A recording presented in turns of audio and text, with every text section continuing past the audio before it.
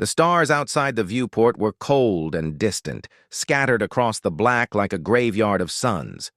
Captain Merrick Ryland stood with arms folded, eyes fixed on the forward display of the Vindicator, flagship of Earth's last fleet.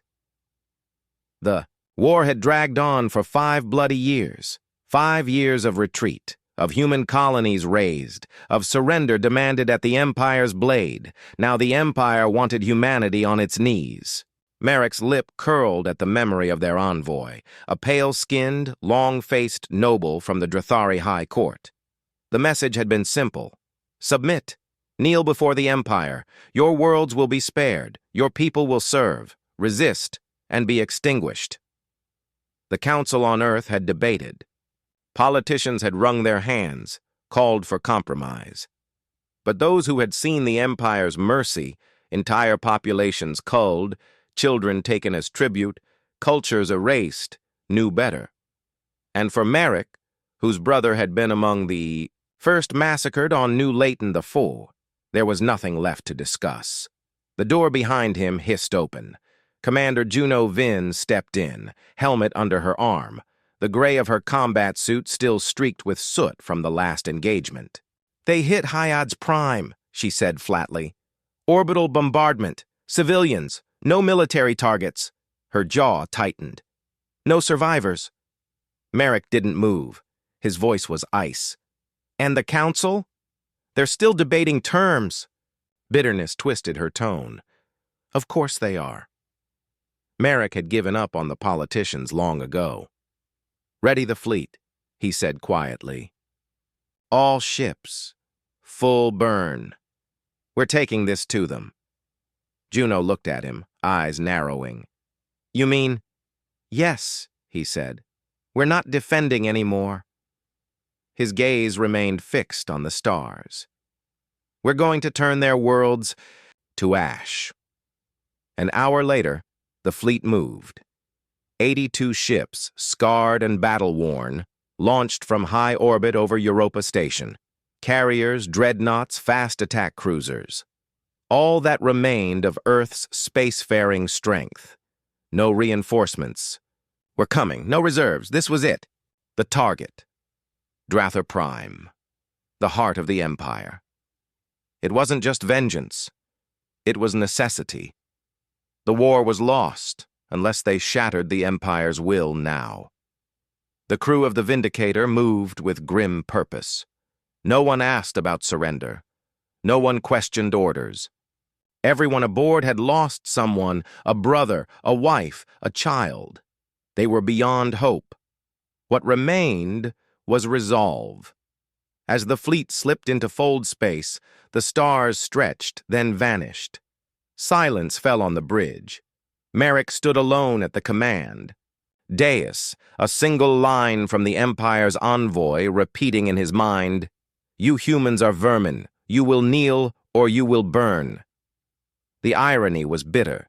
They emerged on the edge of the Drathar system 9 days later. The Imperial fleet was waiting.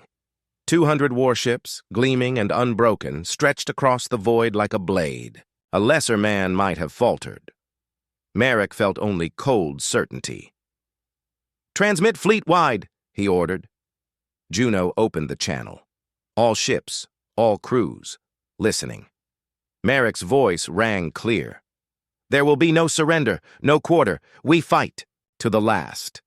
Not for peace, but for memory, for the fallen. So our children know we did not kneel." A grim chorus of acknowledgments followed. The first salvo came from the Empire. Plasma lances cut through the darkness, burning into the human lines. 3 ships disintegrated in seconds. Resolute, Blackthorn, Hale's Promise. The names echoed. Across the fleet comms, each loss searing into the soul of every survivor. And then humanity struck back. Nuclear-tipped torpedoes, kinetic slugs, drones on suicide vectors, programmed to punch through shields and vent ships to space. Human ships burned and died, but so did Imperial warbirds, torn apart by Earth's brutal, desperate tactics. Merrick's knuckles whitened on the command rail. The battle was chaos, fire and ruin, lives snuffed out by the thousands. But it wasn't enough. "Helm!" Merrick barked. "Punch us through their center. Get us in orbit. Target the planet." Juno turned. "You mean to fire on the surface?" He met her gaze. "They burned our worlds. They taught us this war. Now they'll see how humanity learns." The Vindicator and the surviving fleet tore through the thinning Imperial line. Ships wreathed in fire, hulls cracked and bleeding air. Still they pressed on, and then it loomed. Drather Prime, a jewel of a world, lush continents, endless alien spires, home to the nobles who called humanity vermin. The order was simple. "All batteries," Merrick said, voice flat. "Fire." The gunnery crews didn't hesitate. "All batteries, fire!" The Vindicator's massive railguns charged with a low, ominous hum. Across the fleet, surviving warships locked onto the planet below. Drather Prime, untouched for 10,000 years, was about to burn. "First volley away," the gunnery officer reported. On the forward display, streaks of white light plunged into the atmosphere. Nuclear warheads, planet cracker kinetics, fuel-air superbombs. Humanity had prepared for this day. Merrick's gaze didn't waver. He felt no triumph, only resolve. Beside him, Juno stood still, jaw clenched. She'd ordered orbital strikes before. Never on this scale, never on a core world. "We're committed now," she said quietly. Merrick nodded. "We were committed the moment they slaughtered Hyad's Prime." The first impacts lit the world like a second sun. Shockwaves rippled across continents. Whole cities vanished in spheres of white-hot fire. The targeting system fed back seismic and thermal data. Tectonic destabilization, atmospheric ignition, firestorms spanning thousands of kilometers. Civilian casualty estimates scrolled across the screen.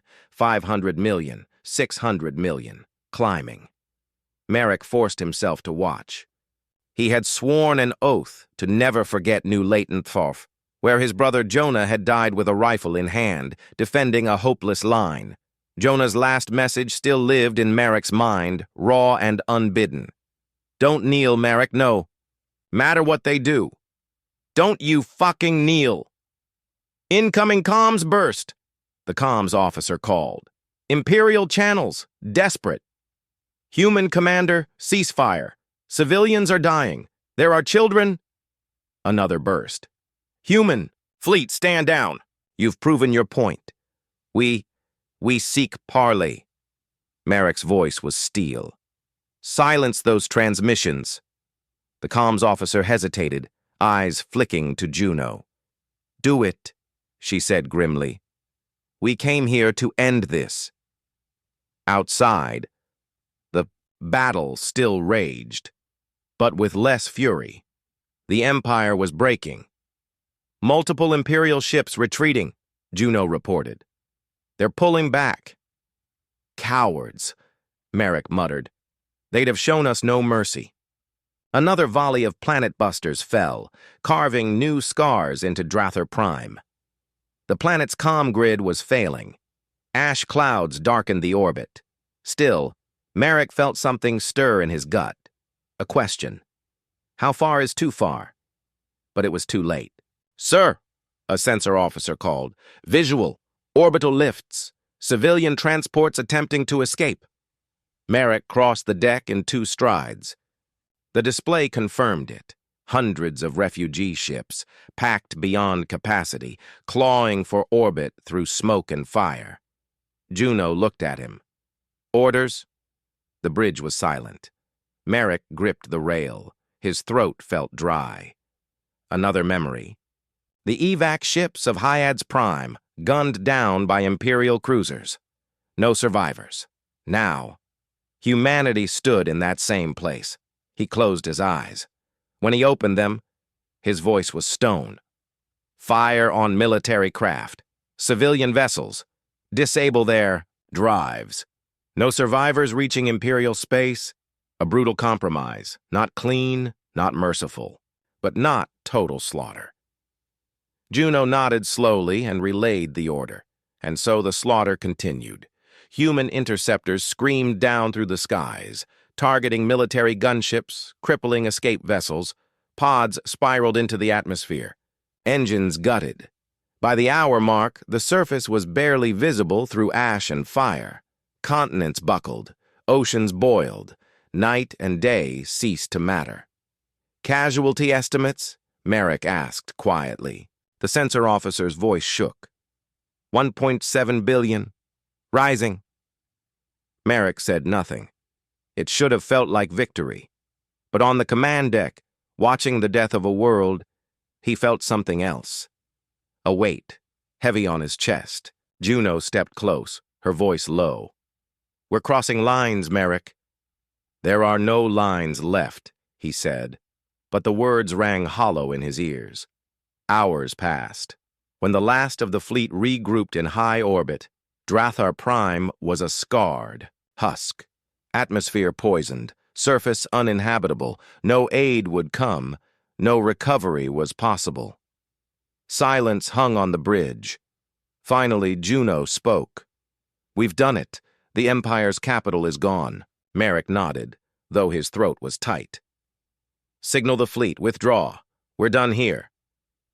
As the battered ships turned away, no one cheered, no one sang. Just voices, weary and broken, calling damage reports, casualty lists, ship names lost, victory. But at what cost? Hours later, in his quarters, Merrick sat alone in dim light. A single data crystal lay in his hand, Jonah's last message. He hadn't dared replay it during the battle. Now, with a billion ghosts pressing down, he activated it. Jonah's voice filled the room. "You know me, brother, stubborn to the end. We won't make it out of this one. But don't you kneel, Merrick. Don't ever let them make you a slave. If they come for Earth, you burn them. You burn them to the stars." Merrick stared at the floor. "I did," he whispered. "God help me. I did." But there was no answer. Across the stars, words spread like wildfire. The Empire's seat of power, gone. Drathar Prime, uninhabitable. 2 billion dead. Imperial border worlds panicked. Some sued for peace, others screamed for vengeance, but their fleets were scattered, their pride broken. On Earth, the Council met in emergency session. Politicians shouting about war crimes, about victory, about humanity's place among the stars. "No, we?" he asked quietly. She met his eyes for a long moment. "If we hadn't, it would have been us, our worlds, our children. They made this war." Merrick nodded, but the weight in his chest didn't lift. No regrets, but no peace either. Transmission arrived from deep within the Empire, a surviving noble faction. "You've made your point, human. There will be no surrender. The war is not over." Merrick's jaw clenched. His eyes, red from exhaustion, burned with grim resolve. "Then we keep burning," he said coldly, "until there's nothing left to burn." The fleet drifted in silence for 3 days, running dark, repairing what they could. Of the 82 ships that jumped to Drathar Prime, only 35 were still operational. Half of those barely clung to life. On board the Vindicator, silence festered. Exhaustion, trauma, no speeches, no glory. Just the hollow aftermath of slaughter. Captain Merrick Ryland barely slept. When he did, the dreams were worse. Firestorms. Alien cities screaming. Charred skies. 2 billion dead pressed against every breath. And the war wasn't over. "You've made your point, human. There will be no surrender." The words echoed. A surviving noble house had rallied remnants of the core fleet. Worse, they were calling on the Empire's outer vassal worlds to join them. A holy war against humanity. In the Vindicator's war room, Merrick leaned over a star map. Juno and the remaining fleet commanders stood silent. Red markers blinked. Imperial forces consolidating. New signals appeared on the fringes. Minor alien species, neutral until now pledging loyalty to the Empire's crusade. We kicked the Hornets. Nest, Juno said flatly. And now the whole galaxy's watching. Merrick rubbed his eyes. They were watching when they burned Hyatt's Prime, watching when they butchered New Leon. Let them watch now. Commander Halrick, captain of the battered ironclad, spoke up. We've bought time, but it won't last. The outer worlds will rally faster than we can rebuild. Then we don't stop, Merrick said quietly. We finish this, or we're finished. But fractures had formed, not just in the fleet, but in its spirit. After the War Council, Juno found Merrick alone in the observation deck. Stars stretched endlessly beyond the glass, cold, unfeeling. You can't wipe them all out, Merrick, she said softly. He didn't look at her. Can't I? She stepped closer. We killed 2 billion. That wasn't justice. That was revenge. He turned to her, eyes burning with something darker than fatigue. Justice? He whispered. There is no justice. Not anymore. Not after what they did. All that's left is survival. Long silence. You're bleeding the fleet dry, Juno said. If we chase them into the fringe, we may not come back. Merrick stared out at the stars. I'm not sure we deserve to. Back on Earth, the truth had spread, faster than light. Footage leaked, scans of Drather Prime, charred cities, shattered skies. The Council couldn't contain it. On the frontiers there were cheers, ships renamed Ashmaker, Avenger, No Mercy. But in the core worlds, protests erupted. Accusations of war crimes. Half the Council demanded answers. Merrick ignored them. He wasn't fighting for politicians. He fought for Jonah, for New Layton, for every unburied dead. But the Empire wasn't done. 2 weeks later, the first counterstrikes began. Epsilon Aerodani, gone. No survivors. A convoy to Mars, ambushed. Wreckage and silence. Then came something worse. On the Vindicator's bridge, Juno handed Merrick a datapad. Her face was pale. Intercepted logs, she said. They're using Reavers now. Merrick frowned. I thought Reavers were a myth. Juno shook her head. Not anymore. Reavers, cybernetic berserkers. Genetically mutilated shock troops. Tortured. Unleashed. No control. No mercy. A grainy video played. A colony on Proxima B screams. Blood. Metal monsters tearing civilians limb from limb. Merrick's jaw tightened. How many colonies do we have exposed? Too many, Juno said. We never planned to fight this deep. There was only one option now. Merrick turned to his commanders. We push forward. Hit their shipyards, their breeding worlds. Wherever they build these things, we burn it. Even Halrick hesitated. We're barely holding together. If we go that deep, we may not return. Merrick's voice was ice. Then we don't come back, but we make damn sure they don't either. Not. Everyone stayed. 3 ships broke formation that night, their captains requesting orders from Earth. Merrick didn't stop them. If they can't stomach this, he told Juno, better they leave now.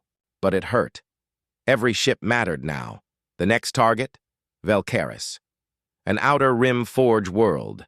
The Empire's war machine, where they bred elite soldiers and built Reavers by the thousands. Destroying Velcaris meant crippling the Empire's future. But it wouldn't be easy. It was shielded, guarded by asteroid fields, and defended by the Vorwan, ruthless reptilian mercenaries. Before the jump, Juno cornered Merrick. You know what this is, she said. This isn't war anymore. It's genocide. Merrick's voice was quiet, unyielding. They made it that. Way the moment they sent Reavers into our colonies. She shook her head. We've crossed so many lines. There's no going back, he said. The only line left is survival. And so the fleet, scarred, low on supplies, set course for Velcaris. None expected to return, but none flinched. Not after Drather Prime, not after the Reavers, not after the screams of 1,000,000,000 dead. As the Vindicator entered fold space, Merrick stood at the viewport. Stars stretched to infinity. Jonah's last message echoed in his mind. For the first time, a single bitter question haunted him. What if we've already become the monsters we swore to fight? But there was no answer. Only the cold stars and the path ahead. Transports dove into the armored asteroid belt, and the fleet followed, unleashing everything they had on the ring. One by one, the colossal stones cracked and tumbled, forging narrow, flaming corridors toward the planet. But every breach came at a brutal cost. The orbital stations intensified their fire with each opening. The Resolve, one of MER's last heavy cruisers, was torn apart mid-transit. Its reactor detonated in a blinding flare, taking 3 Viduan interceptors with it. Merrick's knuckles whitened on the command rail. "Keep pushing," he growled. "All ships, follow the breach." By hour 3, they had carved a blood-soaked corridor toward Velkaras. Only 18 human vessels were still functional. The Vordoon defense showed no leniency. Boarding pods slammed into ship hulls, disgorging. Reptilian shock troops wielding plasma axes and grabbers. On the Vindicator's lower decks, brutal close-quarters combat erupted. Merrick led one of the defense squads himself, rifle in hand, pulse rounds carving down monsters in a haze of smoke and gore. A Vune berserker breached the command corridor, crushing a marine skull with one swing before Merrick emptied an entire magazine of armor-piercing rounds into it. Blood steamed across the deck.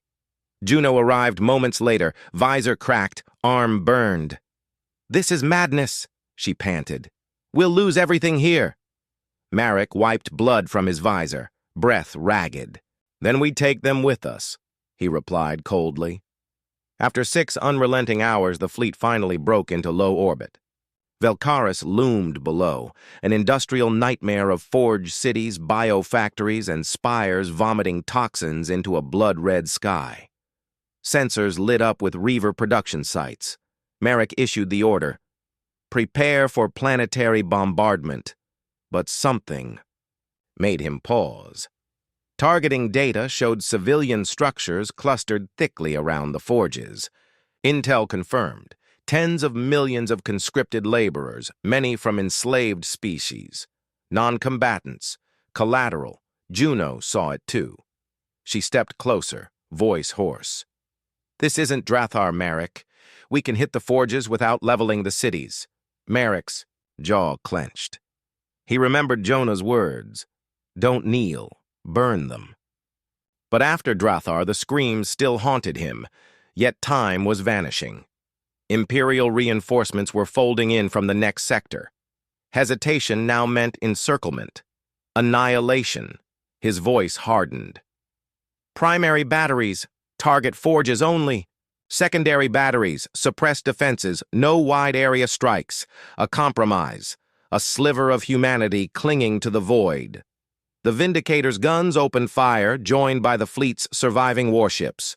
Railgun rounds and high-yield penetrators smashed forge spires into molten ruin.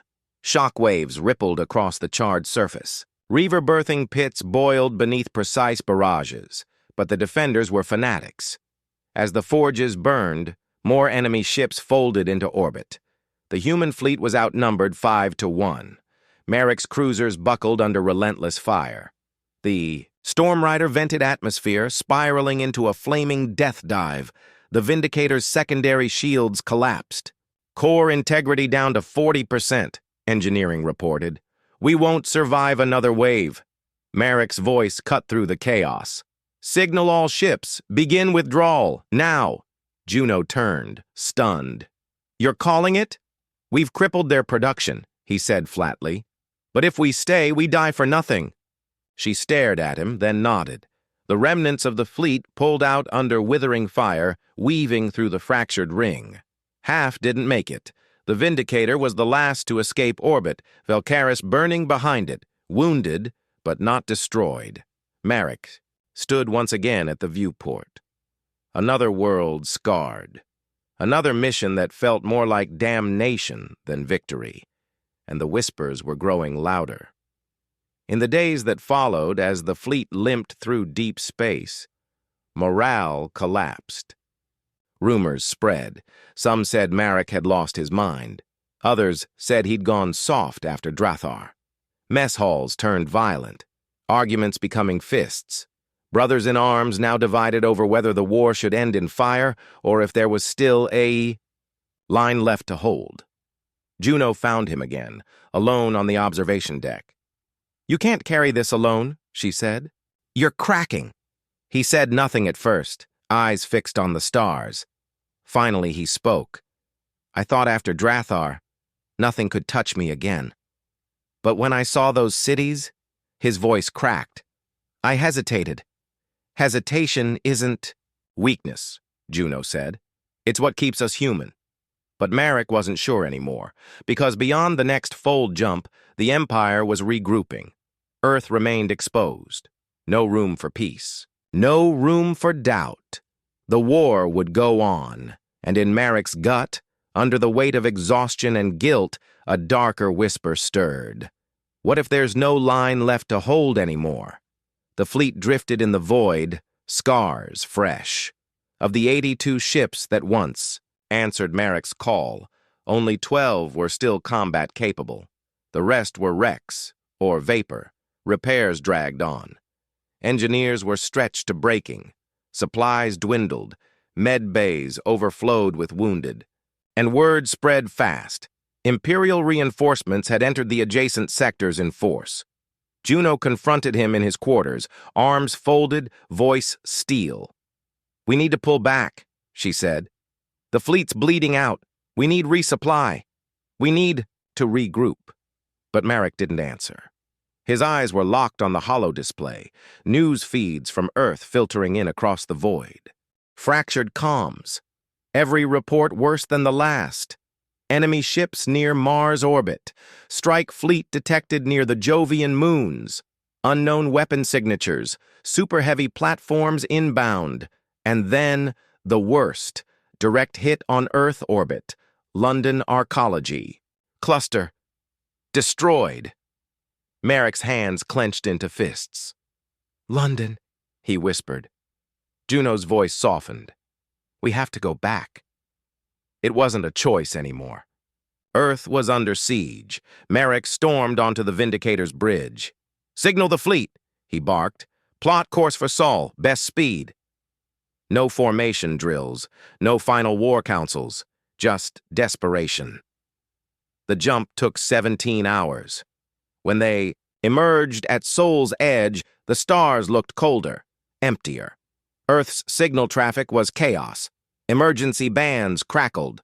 Multiple enemy signatures in orbit. Arcology sectors 7, 9, 12 hit. Planetary shields failing. Repeat shields. "Are down?" Marek's jaw tightened. "Get us there. Full burn." 2 hours later, they reached Earth orbit. And Marek's blood ran cold. The sky was burning. Dozens of Dominion warships, some larger than any they'd seen, hovered in low orbit. Assault carriers disgorged. Reaver pods and dropships. The surface burned. Cities in ruins. Smoke blanketed the sky. Earth's orbital defenses gutted. The Jovian fleet gone. On the Vindicator's bridge, chaos erupted. Multiple capital ships. Planetary shields collapsed. Reavers landing en masse. Juno turned to Marek.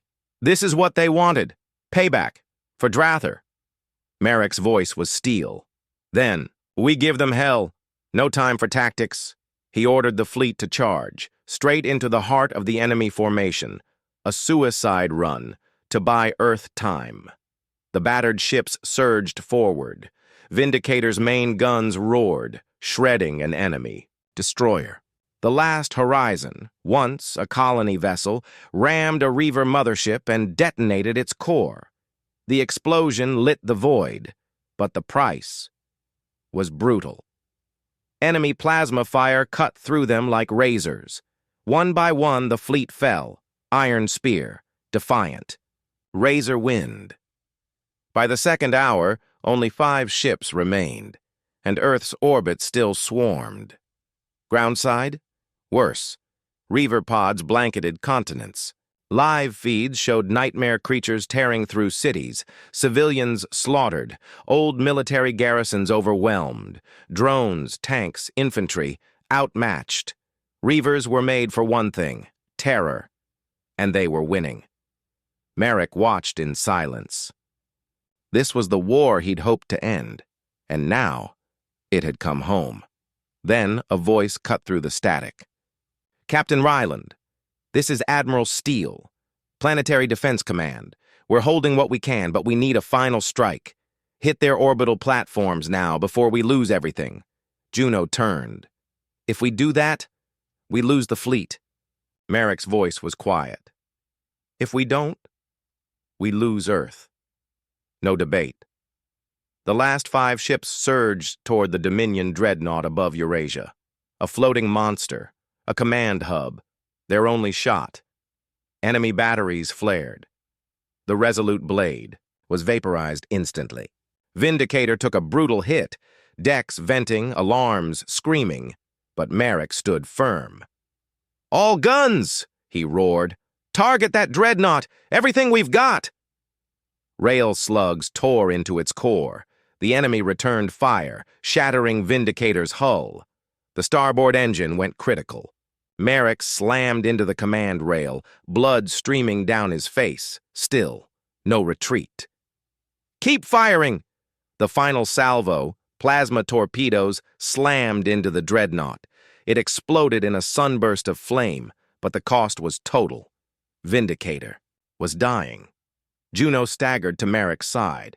"We have to abandon ship. Reactors, going critical." Merrick stared at Earth's burning sky. Not yet. But there was no choice. Escape pods launched. Shuttles fled into the inferno.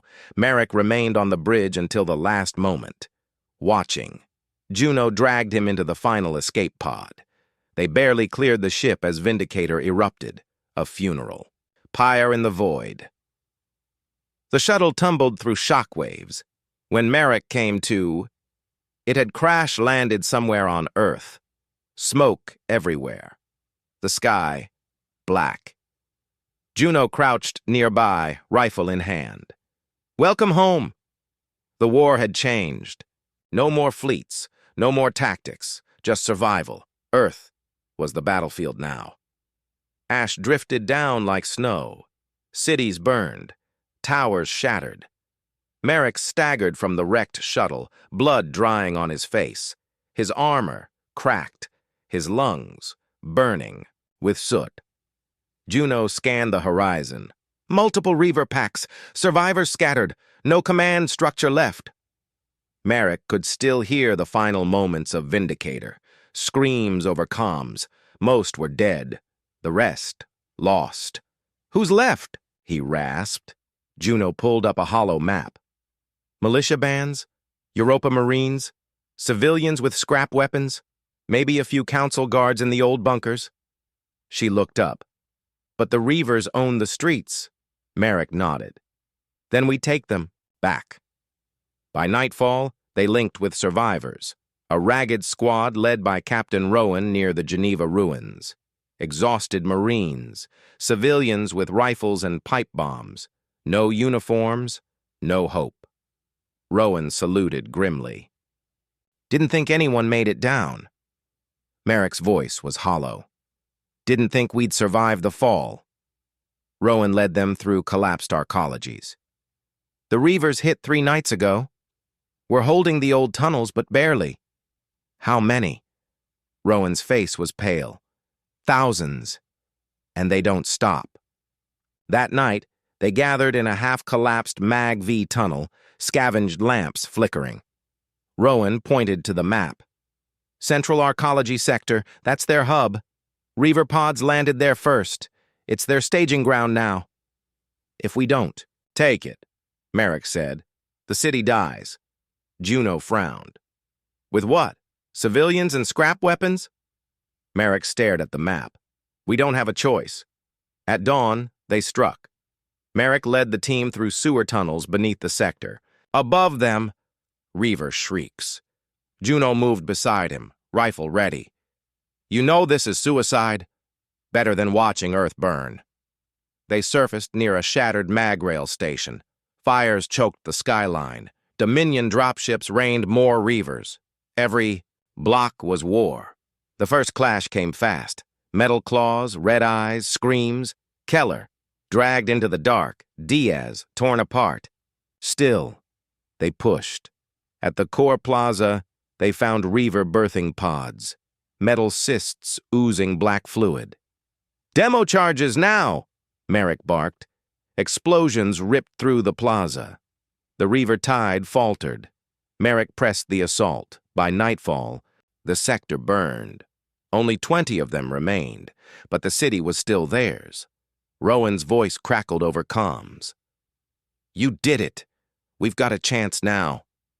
But Merrick barely heard. He stood in the wreckage, rifle in hand. More pods were falling even now. Later in the tunnels, Juno found him slumped against a bulkhead. You can't keep this up. We're out of time, he rasped. For every 100 we kill, they send 1,000. So what now? He held out a bloodied data pad. Intercepted comms. Deep beneath the capital arcology, there's a Reaver command node, a nexus. Getting there is suicide. If we don't, Earth falls. In the flickering tunnel light, Merrick, Ryland rose, bloodied, broken, but unbowed, and the real war had just begun.